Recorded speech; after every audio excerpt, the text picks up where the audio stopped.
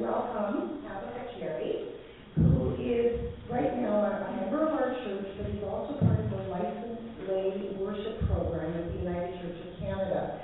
And as part of her studies, she will be conducting parts of services, but we've thrown her right in the deep end, and as Gabrielle is away on study leave, working on her theology courses, Tabitha has very kindly agreed to lead our services end of December and beginning of January. She is very capably fit for this job. She has worked extensively in the social services sector and working, as many of you know, in the pastoral care and in children's ministry as well. So we are very excited, Tabitha, to have you here and to share your gifts from the pulpit and leading us in worship. Let's welcome.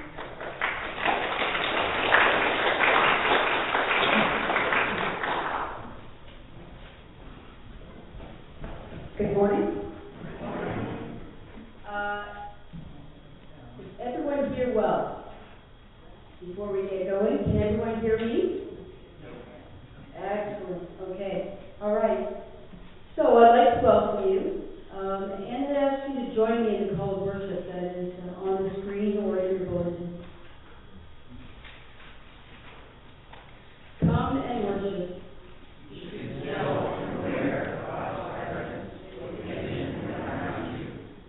Come and worship. Be still and aware of His presence within and around you. Be still and know the presence of the triune God, the Father, to whom we come, the Son, through whom we come, and the Spirit, by whom we come. Hear God's word. Be still and know that I am God.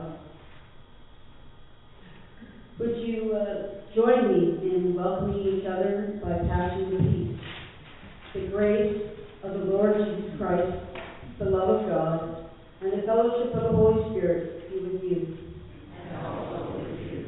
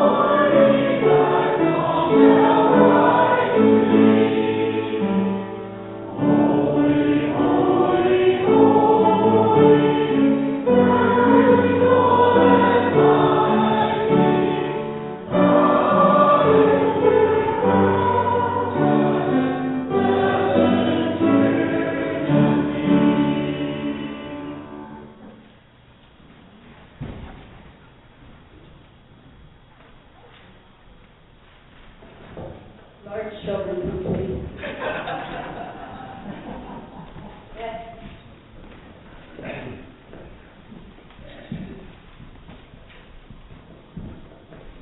Can everyone hear up there? Yep. Great. So, how was your week? On a scale of 1 to 10? 7? 6? You don't know. Well. All right. Do you ever get hungry in church? I mean, you don't think you can make it through? No, you did? Oh, yes, you did. And I think she's hungry all the time. I know that for sure. Okay, so I stopped. I thought, I'm hungry. I might eat something here. See what I got. My napkins, surface. Okay. Ooh, a knife. Oh. What do you think I had?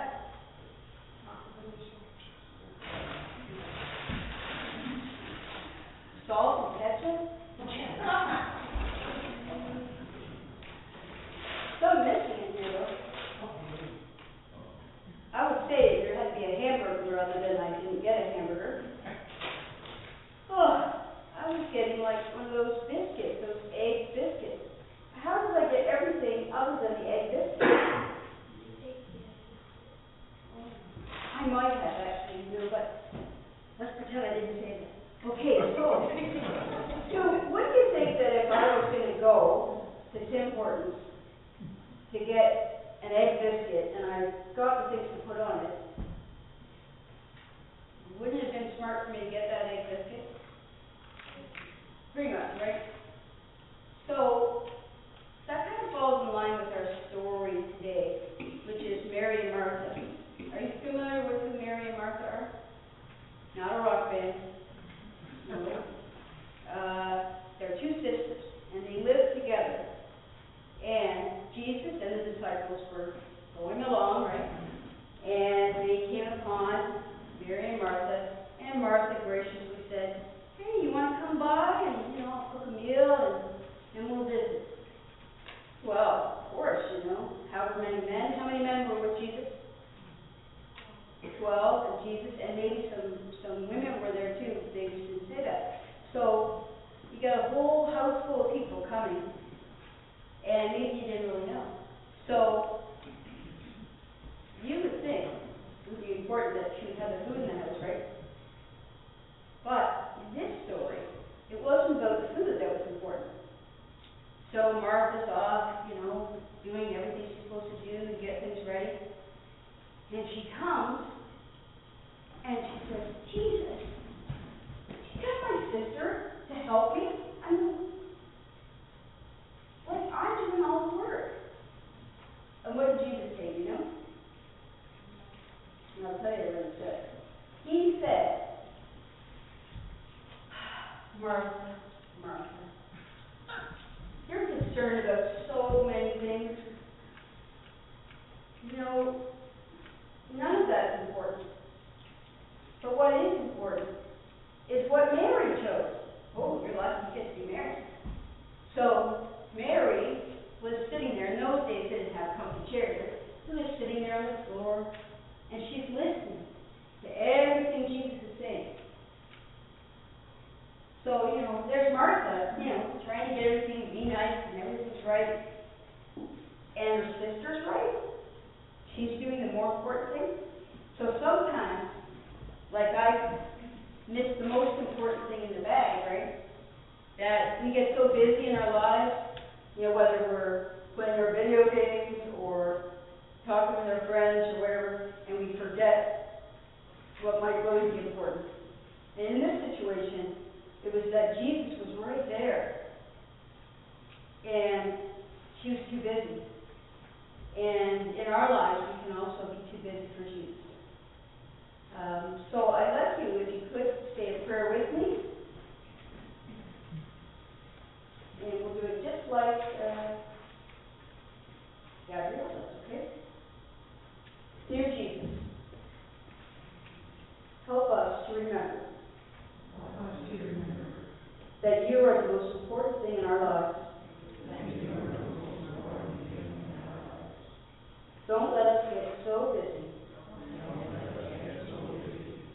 other things, that we forget to spend time with you. Amen. And then we will pray like Jesus taught us and say the Lord's Prayer. Our Father, who art in heaven, hallowed be thy name. Thy kingdom come, thy will be done on earth as it is in heaven. Give us this day our daily bread, and forgive us our debts, as we forgive those who trespass against us. And lead us not into temptation, but deliver us from evil. For thine is the kingdom, and the power, and the glory, forever and ever. Amen. Who will help me light the candle?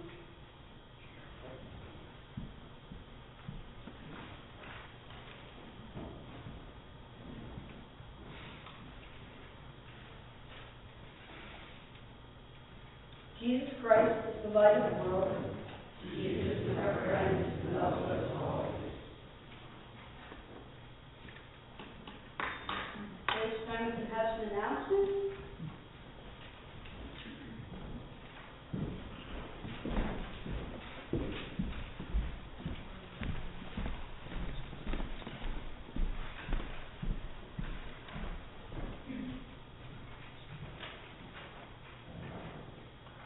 Kat has given me the honor of doing the announcements this morning, so here we go. First of all, we hope you can stay around for coffee and refreshments following the service this morning. As in every Wednesday morning, coffee time. I'd like to be here, but I'm not available that morning, but anytime I am here, it is a really great time to sit down and have some coffee and goodies and have a real good visit and quite a few laughs. So if you can make it, it's a very good morning. You'll see there that at our last Wednesday's board meeting, we had to reschedule the annual meeting for the 17th, just due to unforeseen circumstances. Some reports will not be ready in time for the 3rd. If you haven't got your offering envelopes, they're probably at the back of the church. And there's information there about our forms. And you will see that we are still encouraging you, if you can have your report for the annual meeting ready by the 20th, we will still accept them, and it will give us a head start on putting that report together. Are there any other announcements?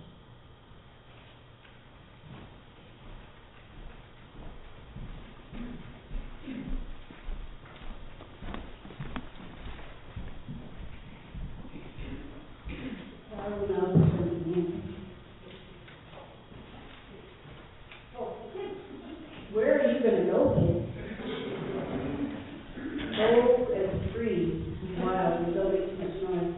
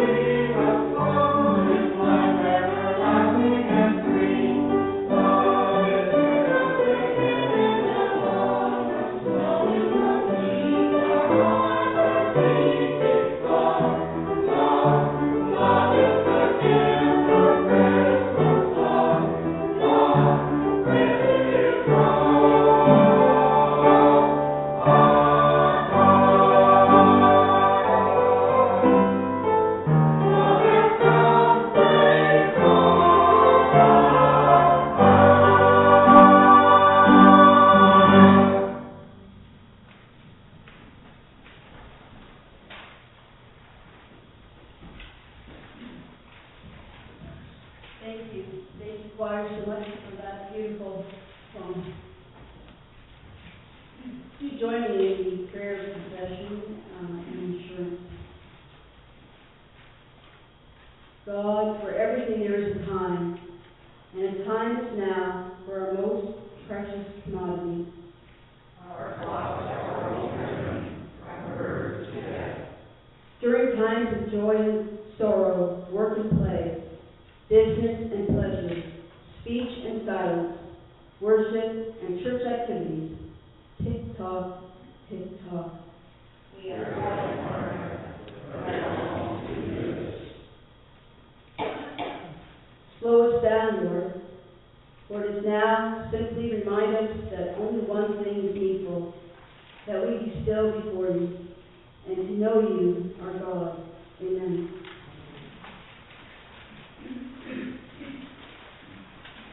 And would you join me in reciting the New Creed? We are not alone. We live in God's world. We believe in God, who has created who is created, who has come in Jesus, the Word made flesh, to reconcile and make new, who works in us and others by the Spirit, who has God. We are called to be the church, to celebrate God's presence, to live with respect and creation, to love and to serve others, to seek justice and resist evil, to proclaim Jesus, crucified and risen, our judge and our hope. In life and death, and life beyond death, God is with us. We are not alone. Thanks be to God. As the Lord has blessed us, let us return a portion of these blessings back to God. Our offering will now be received.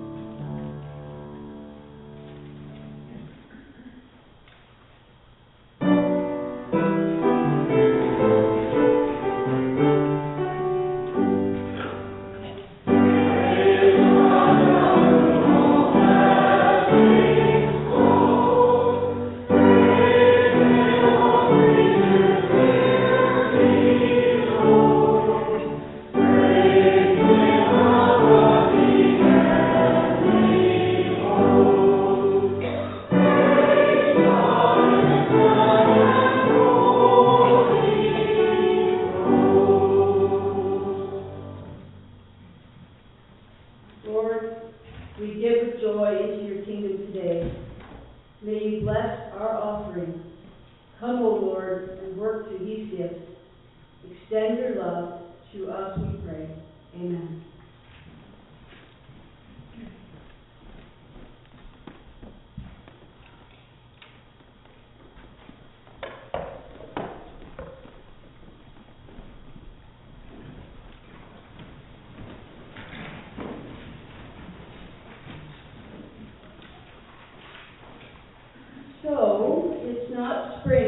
have something new. It's a new hymn, and it's new to everyone. So sometimes that can cause a little anxiety, right? But we don't have to get it right the first time that we do it.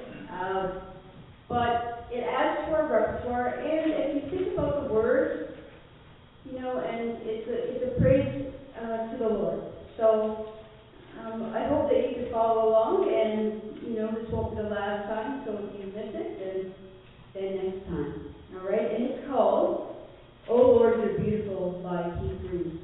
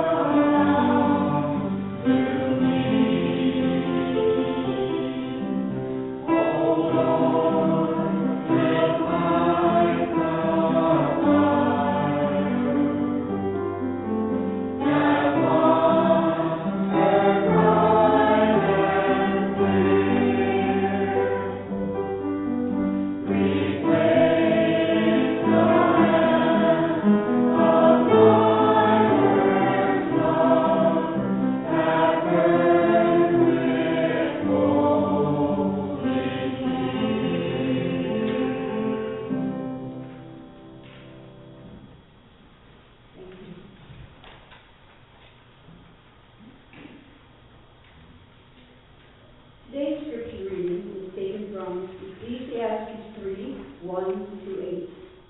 Everything has its time. For everything there is a season, and a time for everything in its matter under heaven.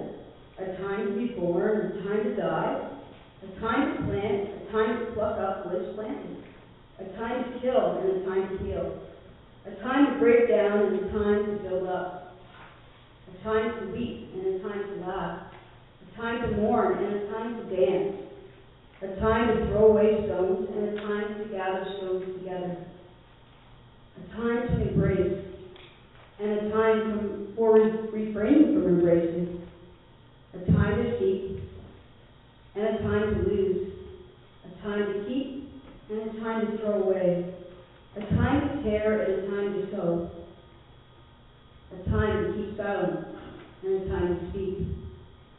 A time to love, a time to hate, a time for war, and a time for peace. The second reading is taken from Luke, chapter 10, 38 to 42.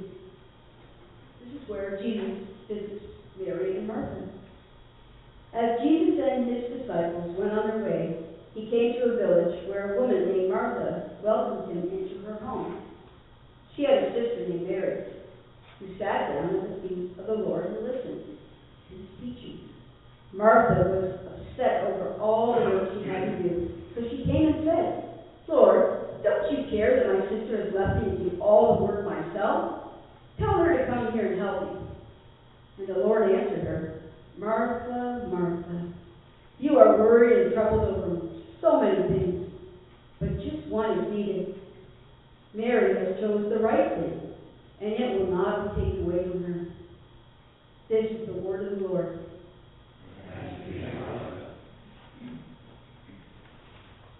So, what are we? Well, we are essentially the sum total of the decisions that we make. So think about that. Who we are today is a result of the choices that we have made in the past. And when you think about the decisions that we're making today, they will really impact who we become and what we do in the future. So how many of us would honestly say that sometimes you wish you had more time to do something that's really important to you? I put my glasses on, I don't see anything. Let me see. Okay, if I had an extra one, I'd put up another one, right? There doesn't seem to be enough time. So often, when we ask someone how they're doing, they respond by saying that they are so busy. Not many people respond by saying, "Oh, I don't have much going on, and you know what? I have time to get everything done. I just, hang on more to me, because I'm just not busy." So, why is it hard to imagine that I would choose to be busy? And that I actually have time for what I choose to have time for? You think on that. We all have time for what we choose to have time for. So anytime I'm saying I wish that I could have had time to do something else, the problem is that I'm actually choosing something over something else. We all have time for what we choose to have time for. Now, if you have babies like twins and a little toddler, I don't know if you fit that category. However, I don't think any of us at this point do that. So today I want to focus on choice. Choosing the important over the urgent. So I will agree that urgent things are important, but I want to make a distinction between important and urgent. That's going to be really hard for you to see that chart. PowerPoint was not kind to me. Okay, so urgent things are not always important. Now, in that chart, I put a few things, and I'm sure you could add to the list. If you look at the top category, it says important. And at the bottom, it says urgent and not important. So in the important, and down the first column is urgent and important.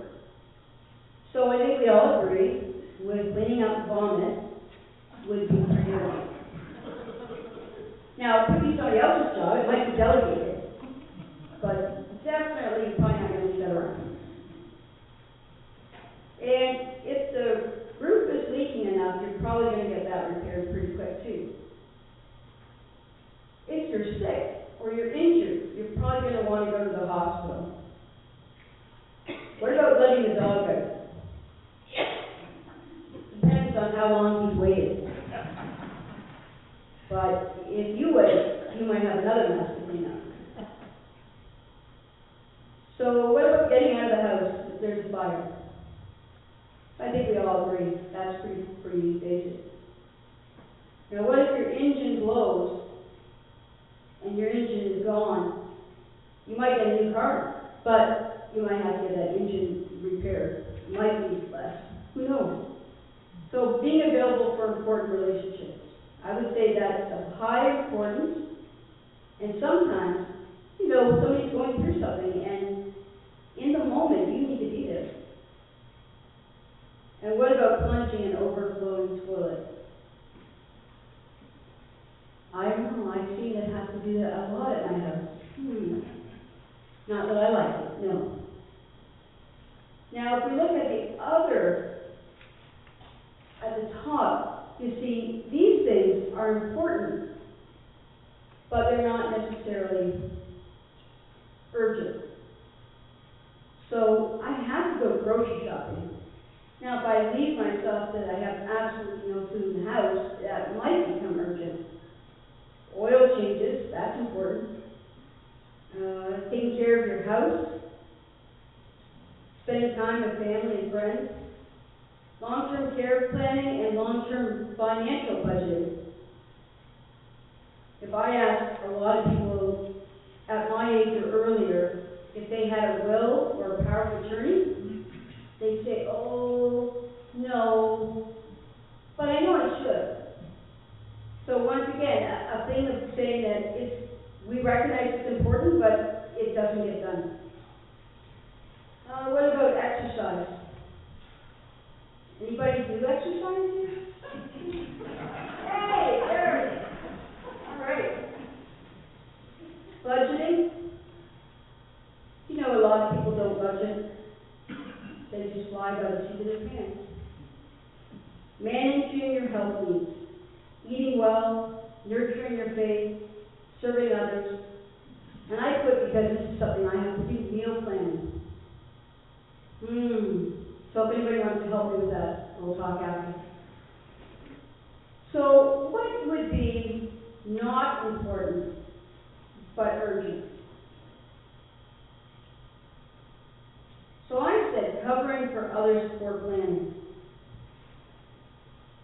I don't know if you have anybody in your life that kind of all of a sudden has an urgent need that you need to fix for them. That's, you know, I don't want to say that's not my problem, but it's not a problem that just happened. It's something that they didn't plan, and you are supposed to pick up the pieces. What about some of the phone calls that we have? Do we have to have them when we do? What about rushing home to watch the football game? Oh, that's important. I'm sorry, I put it wrong second. Right? With DVR and people streaming and everything, people say, well, I can watch that later with no commercials. However, there's still a thing of this is my show, and I have to be home for it. And we might actually be doing something that might be more valuable. So, when we went to the one about not urgent and not important, some of you would disagree that painting your nails is not important. But, what about junk mail? Well, you might have coupons. I mean, of course, coupons are important, right? What about busy work? Who has busy work here? I do. Surfing the net, watching TV, gossiping. It's all not urgent, and it's really not important. So when you look at the list, you can think about your life, and you can look at what would go in which column in your life. So we all have the inclination to focus on whatever is present at the moment. You've all had a child pulling at your pant leg and going, Mom, Mom, Mom, Dad, Dad, Kemi. What's your response? It might not be no, it might be yes, but it depends on where you are. You just want that child to be quiet, you know, and you can say, okay, all right, we got to get out of the store. I'm not going to shop anymore because it's driving me crazy. So we do what we feel we need to do. And doing is our default mode. Important but not urgent activities we often keep in the back burner of our lives. And we tell ourselves, you know what, I'm going to get to these things someday after I've taken care of all the urgent stuff. We put off the important and we take care of the urgent. All the urgent to-do lists. And even in retirement, life can still be busy and we never have time to focus on the important things. I have to start dinner, do the dishes, empty the dishwasher, start a load of laundry, open a mail, listen to the phone message, check email. And you know what? I was famous for saying, after I, ... or in a few minutes, which usually meant hours, if at all, I say, oh yeah, I'll be there, oh yeah. Now, let's say your car engine needs repairing because you didn't change the oil. Getting your car engine repaired is urgent, but what is changing the engine oil? It's important. Another example would be you're really sick.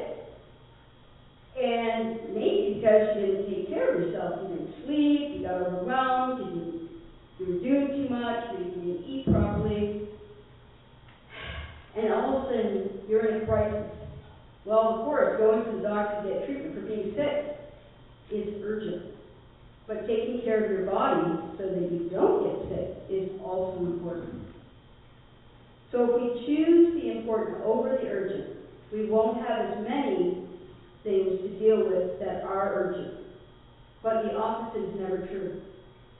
If you're going to choose that which is urgent, then you're not going to make the most of your time. And you're not going to make the time for the important things. So today, we look at Luke 10, and we're looking in on our friends, Mary and Martha. And I'm going to guess that we have some Martha sympathizers in our congregation. Anyone? Anyone at all? No? I think we do.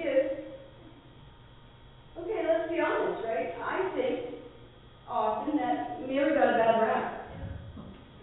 Do I have any proclaimers of that? No? I'm telling you, I think she got a bad rap. Okay. Now, so here she is, right?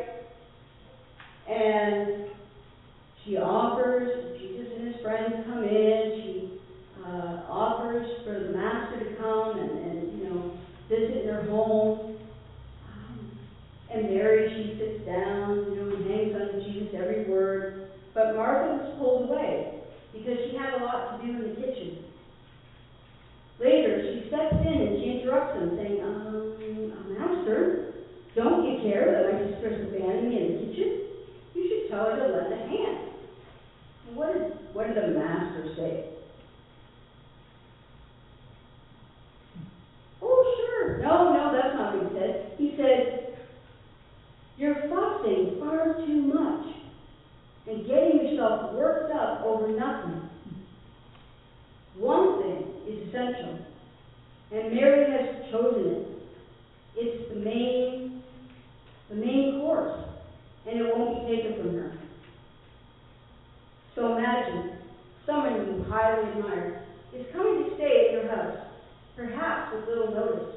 You want everything to be right. My house is not always spick and span.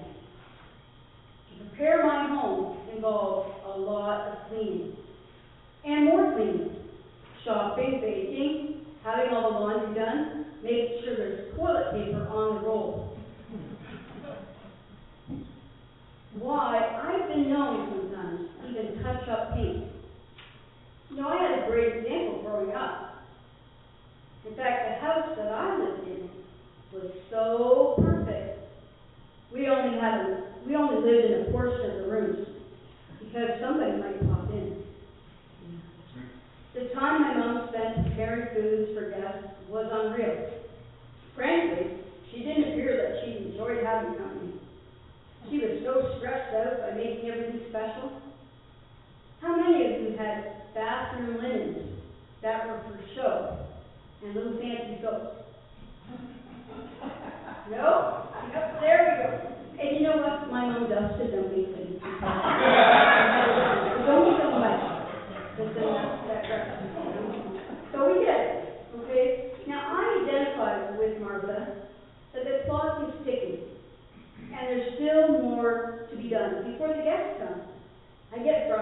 with a lack of concern on the part of my kids.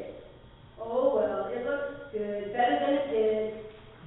I'm rushing to grab a shower, peel potatoes, getting the vegetables in the pot, and on the stove. And then, when the guests arrive, I'm having to stay in the kitchen, making a meal, while others chat at the guests. So I feel for Martha. The food wasn't going to make itself. So let's just look at Martha for a minute. Because, I don't know, I think she had the heart of a servant. And she wanted to give her best. She wanted everything to be right, which some people might say is perfectionism. She had some stress and anxiety. Well, it was Jesus coming to the house, right? And then, I don't know if she corrected Jesus or not, but I think she was looking for him to share some compassion and, to help her get her needs met, right? Which, in her mind, her need was to have her sister help her. All she wanted. Okay, so everybody in the front room is listening to Jesus, and clearly, Martha wishes she could be there too. She just wanted someone to help her share the responsibility. And there's Mary, hanging on every word that Jesus said. And Martha directs her comments to Jesus. Excuse me, I've been working my butt off and my sister isn't helping. Can you tell her she should be helping? And what did Jesus say? I bet Martha was shocked. Martha, dear Martha, you're fussing far too much and getting yourself worked up over nothing.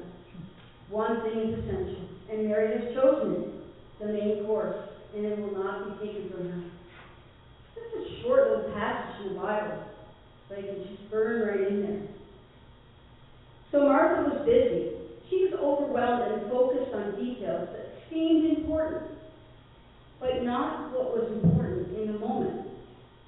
Martha was distracted by all the preparations. Mary chooses what's more important. Mary sat at the Lord's feet, sitting and listening to what he had to say. Mary chose what was important. Imagine being Martha, hearing that. She chose what was important. Martha did what many of us do, and she surrendered to the urgent. Martha was distracted by all the preparations that had to be made. She felt that pressure, and she had to look to Jesus to set her sister right. Now, my kids try this line all the time. Why isn't he helping? Tell no one to help. Yeah. Martha looked to Jesus for compassion. Lord, don't you care? My sister has let me do all the work by myself. Tell her to help me out. I wonder how many of us have been significantly distracted from that which is most important. I wonder how many of us, including me, that we have been faithfully pursuing the urgent and neglecting that which is important. When my kids were really young, a friend's mother shared her observations of how I made choices in my life. She knew my background, and she was also reflecting on the choices that she made in her own life. Her house was always tidy. Home-cooked meals every night.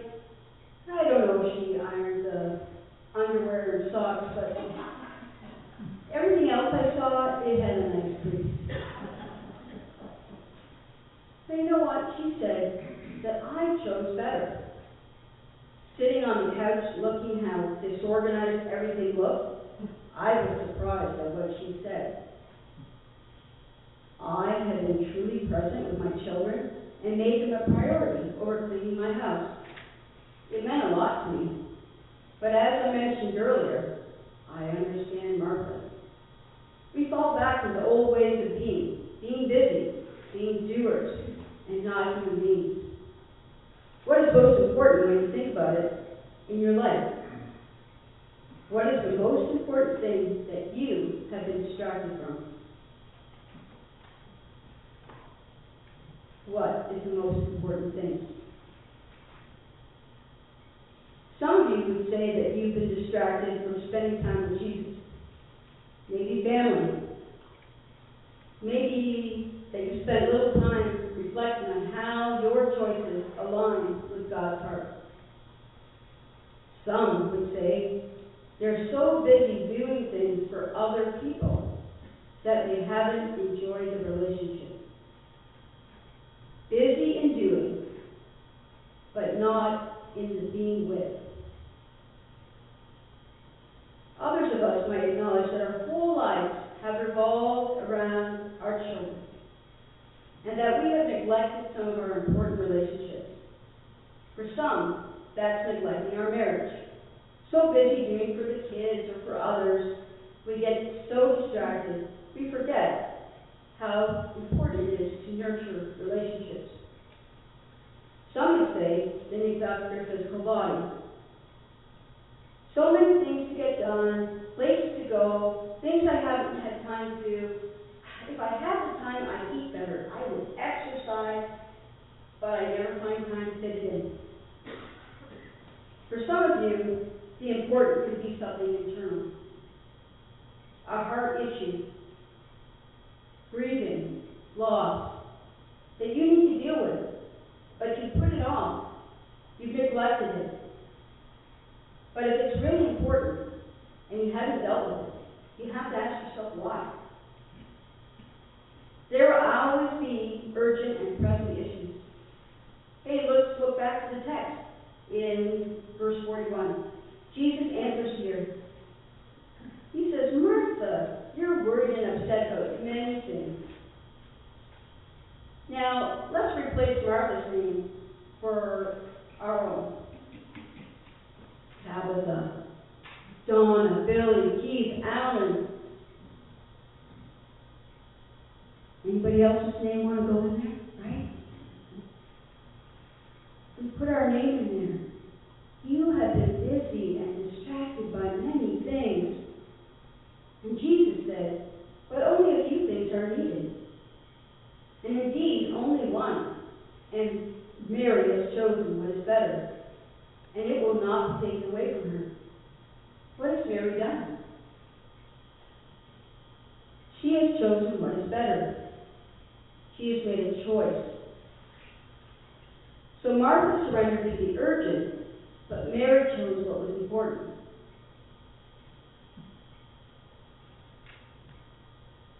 To think, so she sat and she listened. So it was of worship to sit there, and that she made, it was God's timing over her own. That she said, your schedule, Jesus, is my schedule, not my agenda, and you can fit in somewhere. So if we're not intentional, and this I promise you, the urgent will crowd out the important that happens all the time. We have a choice. We have to make choices. And we have time for what we choose to have time for. And that's why, with the help of God, we choose that which is important over urgent.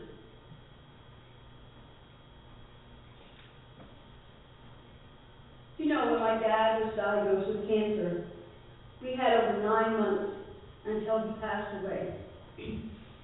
My mother dusted her house faithfully every week without fail for 40 years. She didn't dust for over 6 months at the time my dad was ill, and after he passed, she went to dust and lifted up her ornaments, and there were no signs of dust. Imagine, she had spent over an hour a week dusting for 40 years. Who can do that math? All right, that is over 2,080 hours in 40 years that she dusted. Now, I know her house, I thought I could maybe pull it off where I am, but I can't. 3 weeks goes by and there's a nice solid ring of wherever something was. But interestingly enough, we do things on the basis of rote. and habits, and don't necessarily even think about if something actually needs to get done. It's just part of what we do. So, she had chosen to spend time with my dad, and after she saw what the little difference of her weekly chores made, she knew she could free up time for other activities. Now, it's all good and fine to understand that time is limited, but how we know how to make better choices is how we spend it. So, how do we choose the important? Well, one way is to make artificial deadlines. The deadline is not imposed by outside sources, but something that you create. For example, technically, the time that something needs to be done is a deadline. However, I set a different deadline in my head. I put a priority on something to ensure that it gets my attention. If something is important, should I leave it to the last minute? There are a lot of important things and roles that I play, but by putting an artificial deadline on something, it frees me up for important tasks, so I can devote my energy and my mind to other important things. Of all the important things that are hanging and weighing in the balance, I am not 100% focused on anything. I'm always kind of divided. And so I'm going to finish with this artificial deadline.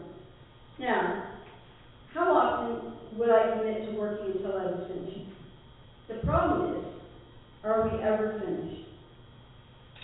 The grass might be finished for at least 4 days when it's rainy season, right? But there's always more dishes, more laundry, it never ends.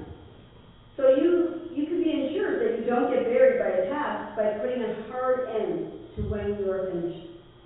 There's also more to do, but ensuring that you have the time for important things and that you can make choices. So what is a priority? Should I go to the gym or for a walk? But I just have to finish. I have to choose. What is a priority? Eating well, spending time with family and friends, maintaining my vehicle and my property, my church, my community. So if something is a priority, it goes on the calendar. It is given its own time. And as you can see, we all know that church is at this time. Now, when we did the Sunday shopping and so on opened up, there were people who had to work, or people who started to schedule things like soccer and hockey. And so they're not here. The thing is that when we can set aside time, and we make that time for it, it happens. So the second way, and I say, if you don't put it on the calendar, it goes to the back burner, right? The second way to ensure that you pay attention to the important things in your life is to be selective with your yeses. For some of us, we need to reflect on our prior yeses we have made and determine if we can honor those commitments to those yeses and truly be attentive to the important things in our lives. Often, the barrier to a meaningful life is not a lack of commitment, but overcommitment. And it's in that way that you're overcommitted and you're doing way too much stuff. How have you been? Busy, overwhelmed, missing something or someone. Being busy does not equal meaningful. Some of us need to, in fact, more people need to add, I'm not going to have a, instead of a to-do list, you should start a to-don't list. So I no longer do these things. We need to say no to good opportunities all the time. Why? So we can say yes to the best. No to the good and yes to the best. We invest our time and energy to what is important. And if you want to have a meaningful life, I do encourage you to say no to more and yes to more what matters. And the third way, to ensure that we choose the important over the urgent is to do first what matters most. Often we live like we don't have a choice. We have routines and structures and expectations, and whether self-imposed or if we succumb to the pressure of others' expectations, we all choose what activities, responsibilities that we will keep and what we will take on. We have to stop fooling ourselves that if we had more time, we could get to the important things. Time isn't going to change. We're not getting any more. We have to ensure we live our lives according to our priorities. So we, like Martha, she wanted to spend time with Jesus. She cared about Jesus. One of my favorite movies was Dead Poet Society. A line from the movie was, "Carpe diem," seize the day. They all went into this glass case of all the memories of the school, and seize the day, you know. And then they said, "You will be food for worms, so make the most of your life." No, we don't know how long we have, but we know we have right now. And so in order to live our lives, we need to be intentional about how we spend our time, to know when urgent is important, and we can respond without frustration or feelings of being overwhelmed. So wherever you are, you stop. Listen to the Creator of time and space and ask, what is best? Will you join me in the closing hymn, "I Have Called You by My Name," number 161 in your voice.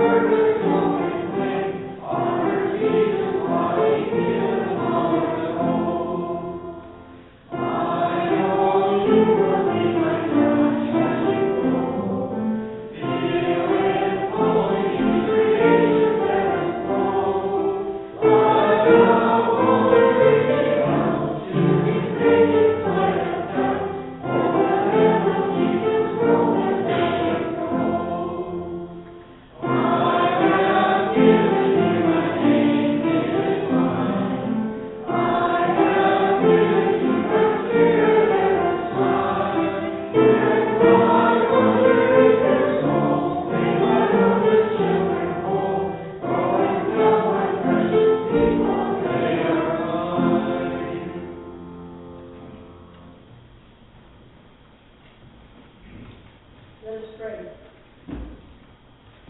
Lord, we want to choose what is most important every day. We look to you to guide us. We desire to align our priorities with your priorities. We will seek you first, and everything else will flow in the right order as we sit at your feet. We know what it's like to be Martha. Help us discover the joy of being Mary. Give me ears to hear your Spirit speaking. Make us a vessel of your peace and love. Direct the steps of my feet, that I will go where you want me to go. Father, I ask your Holy Spirit to do a deep work in our hearts, because our culture, Lord, we need it. God, help us to align our hearts with yours, that we could truly have the courage and the wisdom to say no to the good and say yes to only your best. God, help us to choose that which is important over what is urgent. Dear Jesus, help us to remember that you are the most important thing in our lives. Don't let us get so busy with other things that we forget to spend time with you. Amen. Now may the peace of God that passes all understanding guard your hearts and guide your minds in Jesus Christ.